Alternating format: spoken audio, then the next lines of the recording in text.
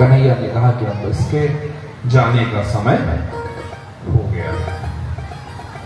कन्हैया ने एक दिन समय तय किया और कालियादाह में उतर गए। वहां उन्होंने कालिया को ठीक से हिसाब किताब किया, उसके फन पर नाचा, ऐसा नृत्य किया कि सारी सृष्टि ठहर कर देखने लगी। देव, यक्ष, किन्नर सब पधारे, सब ताल दे रहे थे और प्रभु नाच रहे थे। कालिया का अहंकार तोड़ा प्रभु ने, और जब कालिया ने अपना सर प्रभु के चरणों में रख दिया, भागवत में बस थोड़ा सा और समय दीजिए, मुझे मालूम है आप लोग रुक्मिणी विवाह की बड़ी प्रतीक्षा में, बस थोड़ा सा मुझे और समय दीजिए, पता नहीं दोबारा कब आप लोगों से। कालिया की एक सोई पत्नी आई, प्रभु से प्रार्थना की, प्रभु ने उसके परिवार की प्रार्थना को स्वीकार किया, छोड़ दिया और उसको रमणीक द्वीप पे जाने का आदेश दिया, जहां पर वो सुरक्षित रह सकता था, क्योंकि गरुड़ जी वहां पर उसका वध नहीं करेंगे।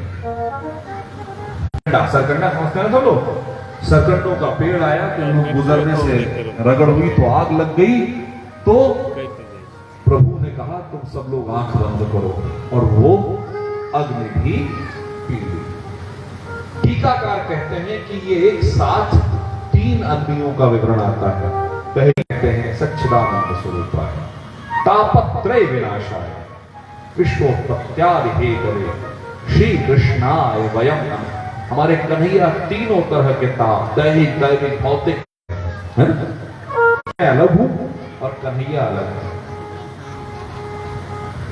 गोपिकाओं को संदेश दे रहे हैं और गोपिकाओं के माध्यम से हम सबको संदेश दे रहे हैं, दिगंबर हो जाओ। दिगंबर हो जाने का मतलब ये नहीं कि ये वाला कुर्ता उतार देना। प्रभु को इस वस्त्र से कोई समस्या नहीं, प्रभु को समस्या है आवरणों से। चेहरे पे चेहरा, चेहरे पे चेहरा, मुखौटे पे मुखौटा, कहीं झूठ का, कहीं बेईमानी का, कहीं मोह का, कहीं चापलूसी का।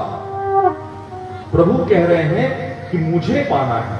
कात्यायनी व्रत आप इसलिए कर रही हैं ना कि मुझे पाले, तो मुझे पाना है तो सबसे पहले ये सारे चेहरे, ये सारे जितने भी आवरण पहने हुए हैं, मैं पुरुष हूं, मैं स्त्री हूं, मैं ज्ञानी हूं, मैं पैसे वाला हूं, मैं सन्यासी हूं, मैं तपस्वी हूं, मैंने इतना दान कर दिया, मैंने इतना छोड़ दिया, ये आवरण है। क्यों? क्योंकि हम वास्तविक रूप में तो आत्मा है, श्री हरि विष्णु का अंश। जब हम सारे अवतार मन में उस भक्ति को प्रगाढ़ किया और वरदान दिया कि आने वाली शरद पूर्णिमा को हम तुम्हारे साथ राष्ट्र करेंगे। कथा का क्रम आगे बढ़ता है और एक वो समय आता है जब इंद्र जी के लिए, इंद्रदेव की प्रार्थना के लिए यज्ञ होता है, पर इंद्र अहंकारी हो गए। इंद्र के अहंकार को दूर करने के लिए प्रभु ने सारे ब्रजवासियों से कहा कि आप इंद्र का यज्ञ मत कीजिए, आप 3 प्रत्यक्ष देवताओं का। कन्हैया के पास तो सबके मन की चाबी है। उन्होंने कहा सब हो गया। जब इंद्रदेव को यज्ञ नहीं प्राप्त हुआ, हवन समिधा नहीं प्राप्त हुई, तो इंद्रदेव को क्रोध आया। इंद्र को लगा कि वो छोटा सा बच्चा, क्या वो छोटा सा बच्चा, उसको नहीं मालूम ये कैसे हैं सतसैया के दोहे, जो नाविक के तीर, देखन में छोटे लगे, घाव करई गंभीर। ये देखने में छोटे लग रहे हैं, इनका दिया हुआ घाव युगों तक तुमको याद दिलाया जाएगा, हमारे जैसे व्यासपीठ पर बैठे हुए लोगों द्वारा।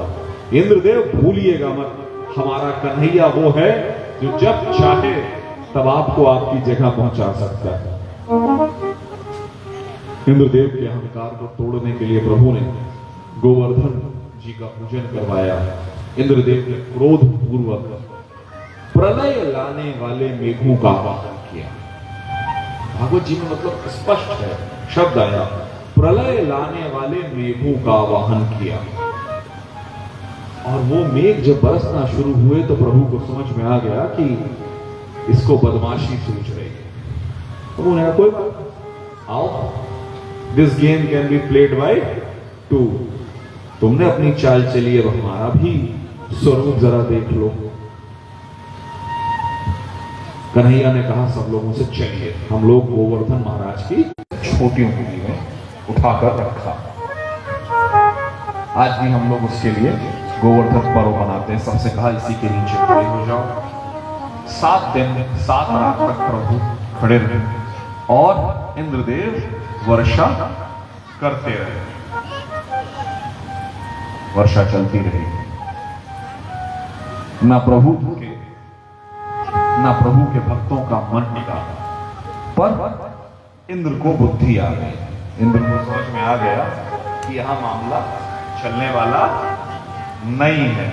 अगर ज्यादा बदमाशी की तो मामला और बिगड़ सकता। इंद्रदेव ने प्रार्थना की, प्रभु मेरी गलती को आप ही संभाल सकते हैं, आप गुरु संभाल। और गुरु का क्या कर्तव्य होता है?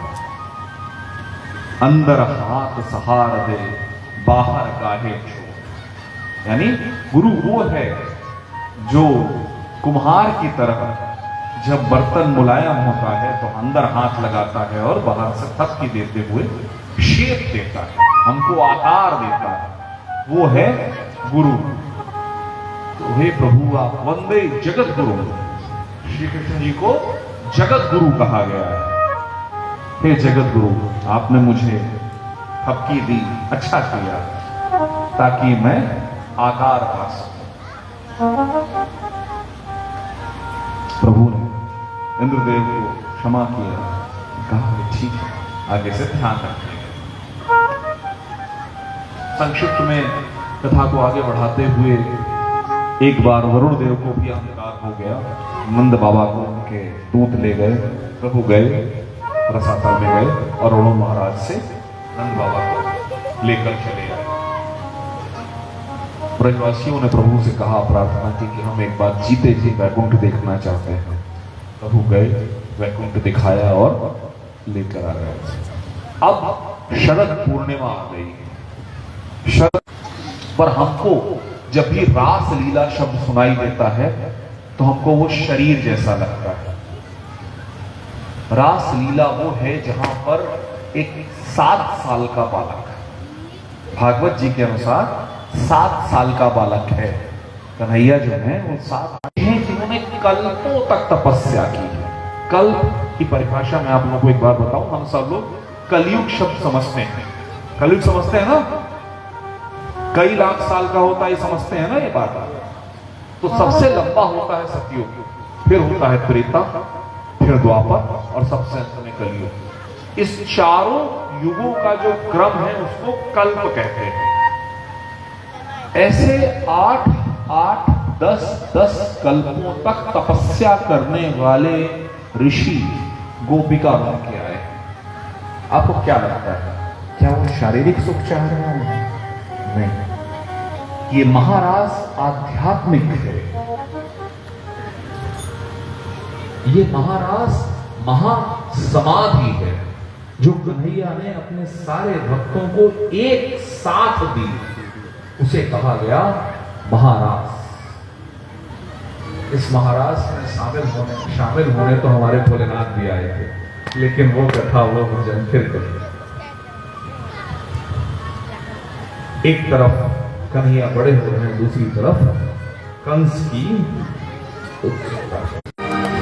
एक दिन वो भोले भंडारी बन के ब्रज की नारी गोकुल में आ गए हैं, गोकुल में आ गए हैं। पार्वती जी मना के हारी, पार्वती जी मना के हारी, ना माने त्रिपुरारी गोकुल में आ गए हैं, गोकुल में आ गए हैं। एक दिन वो भोले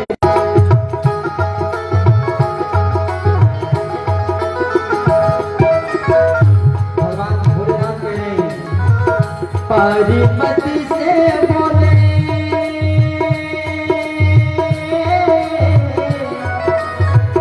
पार्वती से बोले मैं भी बन के ब्रज की नारी गोकुल में आ गए हैं, गोकुल में आ गए हैं।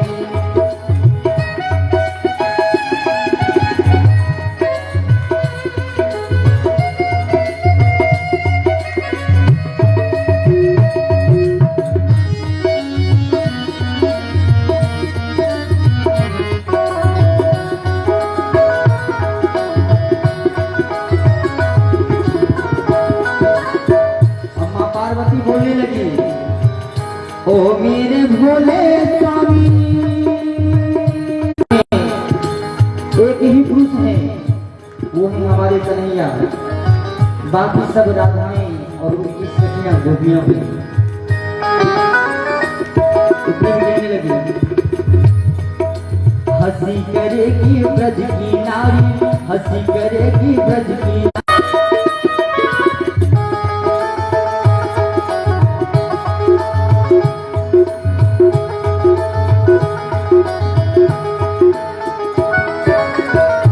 ऐसा बना के जोड़ा पहन के सारी, बना के जोड़ा पहन के सारी, चाल चले मतवाली गोकुल में आ गए हैं, गोकुल में आ गए।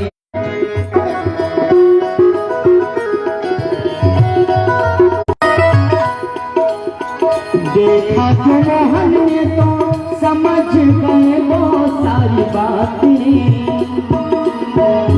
ऐसी बजाई मुरली सुध बुध भोले भोले नाथ रे। सिर से खिसक गई जब सारी, सिर से खिसक गई जब सारी, मुस्काए गिरधारी गोकुल में आ गए हैं, गोकुल में आ गए हैं। एक दिन वो भोले भंडारी बन के ब्रज की नारी गोकुल में आ गए हैं, गोकुल में आ गए हैं, गोकुल में आ गए हैं, गोकुल में आ गए हैं, गोकुल में आ गए हैं, गोकुल में आ गए हैं, गोकुल में आ गए हैं, गोकुल में आ गए हैं। जय जय श्री राधे। जय माधव, माधव दाता जगत भिखारी, राधे राधे राधे राधे। अब माधव राज की कृपा से भक्तजनों, कंस को लग गया था कि अब मामला संभलने वाला है नहीं। कंस ने अक्रूर को भेजा, कहा अक्रूर जी आप ले आओ, हम कुछ नहीं करेंगे, हम बस बात करेंगे। अक्रूर जी समझ रहे थे, पर फिर उनको वसुदेव जी और सब लोगों ने कहा ले आओ, क्योंकि आज नहीं तो कल ये होना ही है। अक्रूर जी गए, लेकर आए। बड़ा मार्मिक प्रसंग है। मां यशोदा, गोपियां सब रो रहे हैं कन्हैया से विदा लेने के लिए। हमारा नटखट मनमोहना सांवरा क्या कहता है कि चिंता मत करो, मैं अभी आ जाऊंगा, मैं तो बस बड़ा सुंदर सा वहां धनुर यज्ञ हो रहा है देखने जा रहा हूं, मैं अभी देखूंगा और बस चलाऊंगा। मां तू रो मत। भक्तजनों, जब आज के बच्चे मुझसे कहते हैं कि सर आप क्या जाने, मेरा बॉयफ्रेंड चला गया, मैं कितने बड़े दुख में। 14 साल की 16 साल की बच्चियां कहती हैं मेरा बॉयफ्रेंड मेरा फोन नहीं उठा रहा, आप क्या जाने क्या दुख होता है। वो बच्चा जिसका 90% आया है, उसकी मां हमसे कहती है कि बताइए सर 90 ही आया, आप नहीं समझते दुख क्या होता है। और आजकल के बच्चे 60-70% पाके आत्महत्या कर लेते हैं।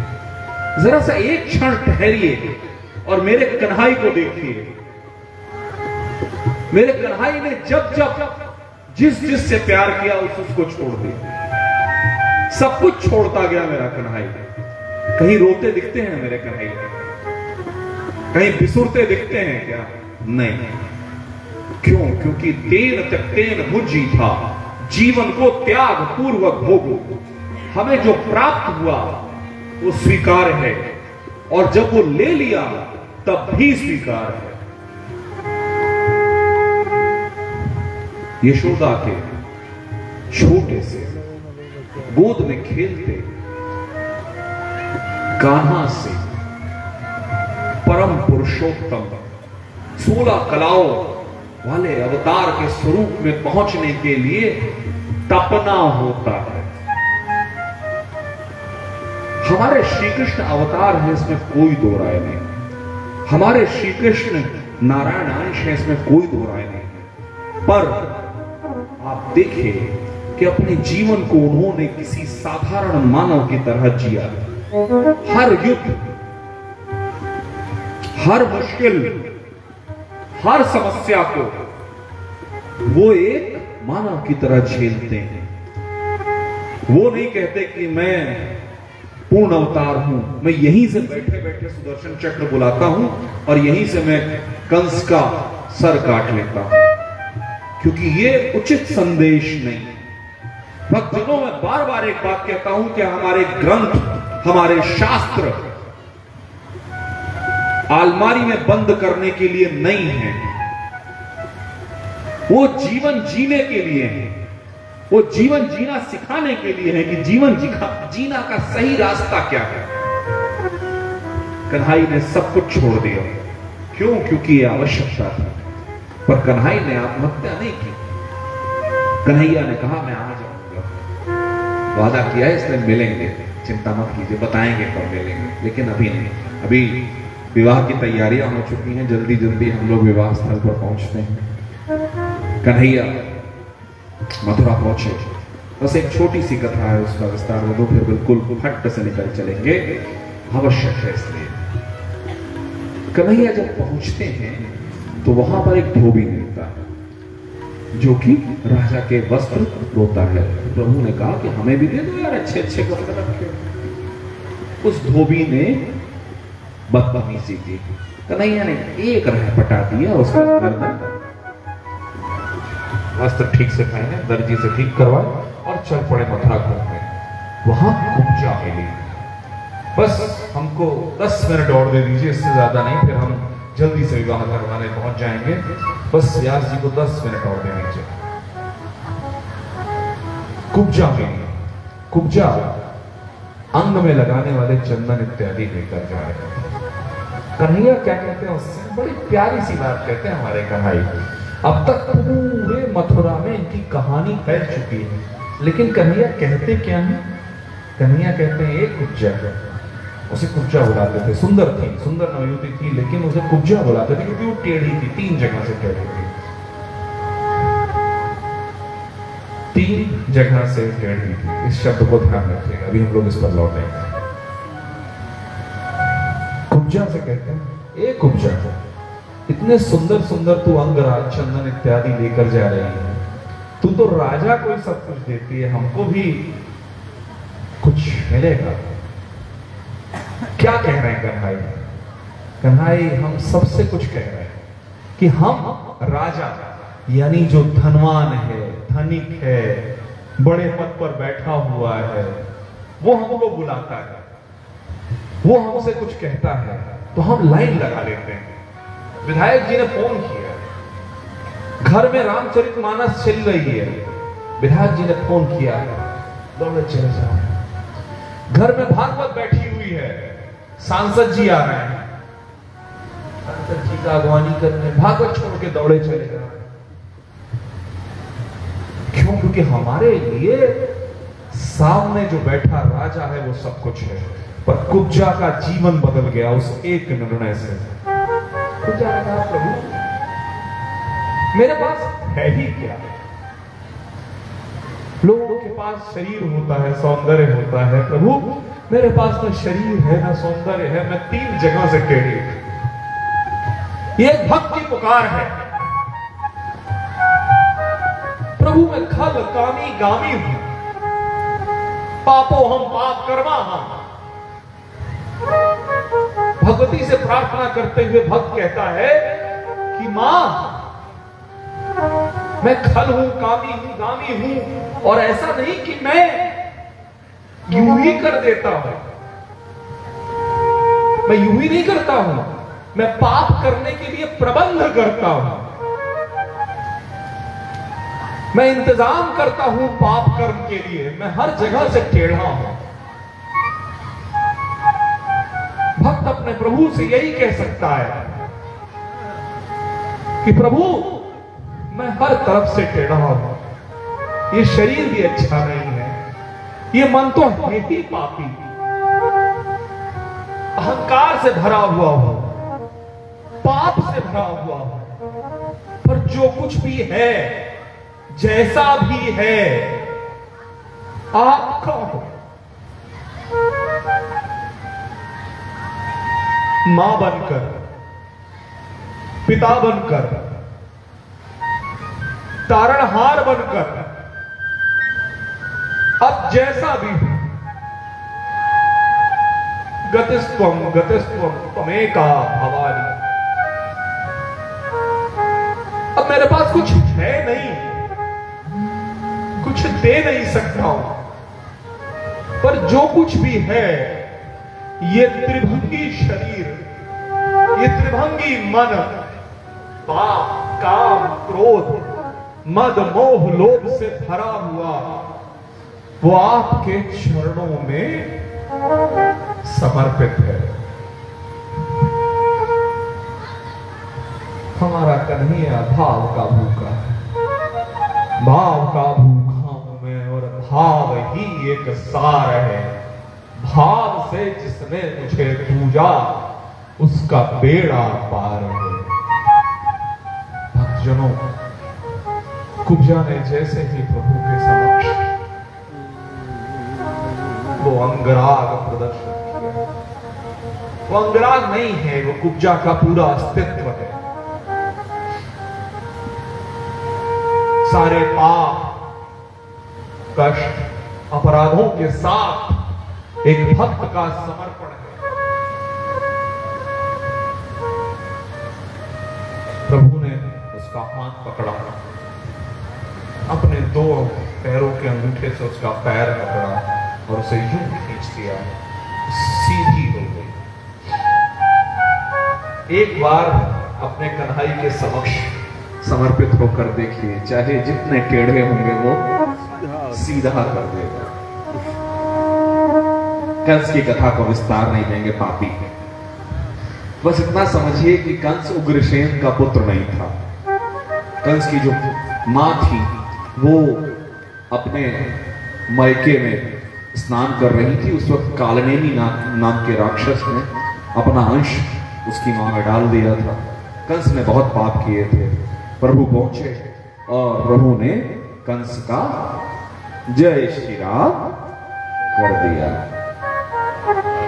इसके बाद की कथा आती है कि प्रभु ने उग्रसेन को गद्दी पर बिठा लिया।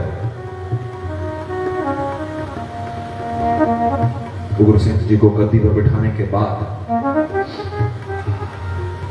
कंस का जो ससुर था जरासंध, वो बार बार मथुरा पर आक्रमण करता रहा। कथा आती है कि 17 बार उसने आक्रमण किया, प्रभु ने 17 बार उसको हराया। 18वीं बार उसने काल यवन के नेतृत्व में बहुत विशाल सेना भेजी।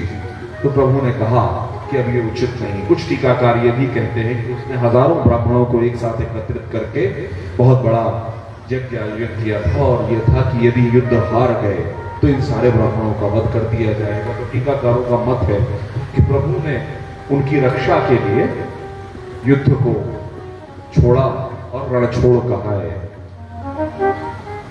प्रभु रण छोड़ के भागे, लेकिन राजा मुचकुंद के माध्यम से कल्याण को मोक्ष हुआ। प्रभु ने कहा कि अब यहाँ पर रहना उचित नहीं है। प्रभु द्वारका चले गए। द्वारका जाने के बाद रुक्मिणी जी ने बुलाया। प्रभु रुक्मिणी जी को लेके आए और अब हम लोग रुक्मिणी जी का विवाह करेंगे। बोले राधे।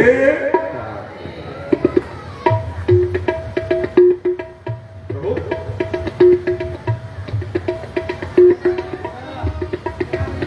आदर्श भैया,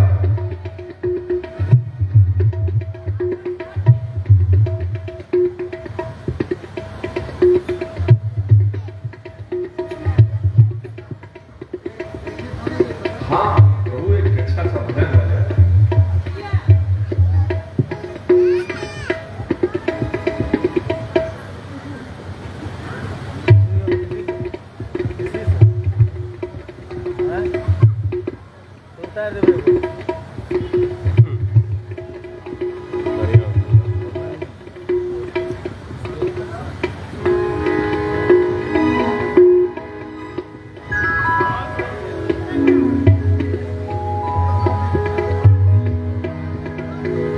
आइए एक बार वृंदावन धाम चलते हैं।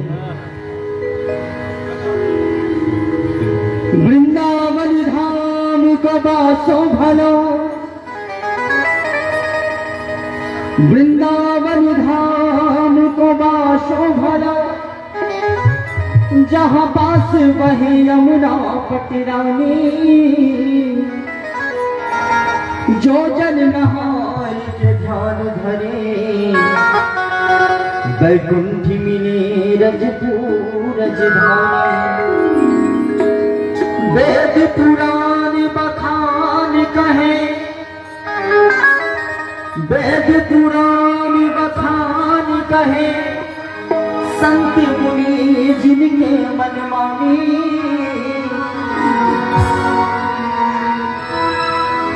जो जन नहाय के ध्यान धरे, यमुना दुतराधिका रानी। और कहते हैं कि मेरा मन पंछिएगा और वृंदावन जाऊं, मेरा मन पंछिएगा और वृंदावन जाऊं, ब्रज की पावन गलियों में राधा राधा गाऊं, राधा राधा गाऊं। मेरा मन पंछिएगा और वृंदावन जाऊं, मेरा मन पंछिएगा और वृंदावन जाऊं, ब्रज की पावन गलियों राधे राधे गाऊं, ब्रज की पावन गलियों राधे राधे गाऊं। मैं राधे राधे गाऊं, मैं श्यामा श्यामा गाऊं, मैं राधे राधे गाऊं, मैं श्यामा श्यामा गाऊं। मेरा मन पंछिए चाहे उड़ वृंदावन जाऊं, ब्रज की पावन गलियों राधे राधे गाऊं।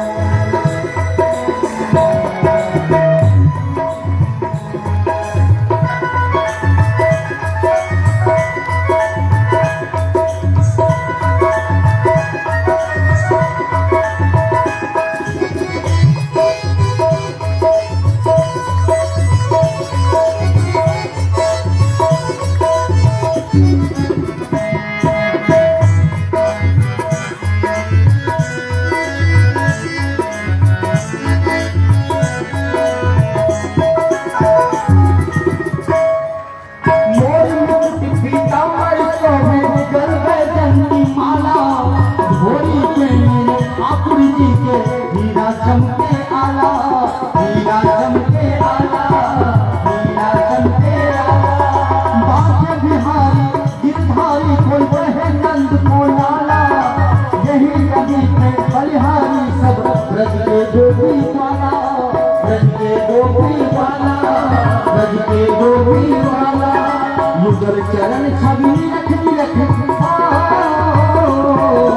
युगल चरण छवि रखनी रखनी, जीवन सफल बनाओ, ब्रज की पावन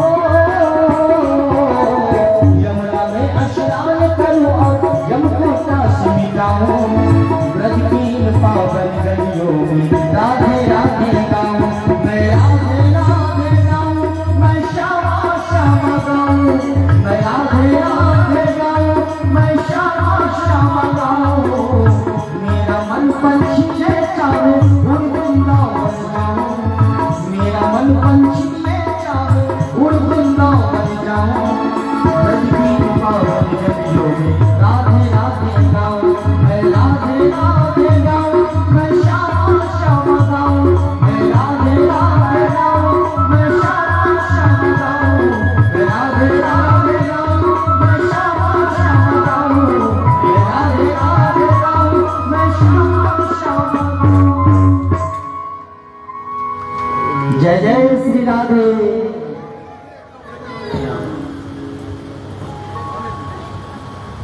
चलो जाओ बना लो।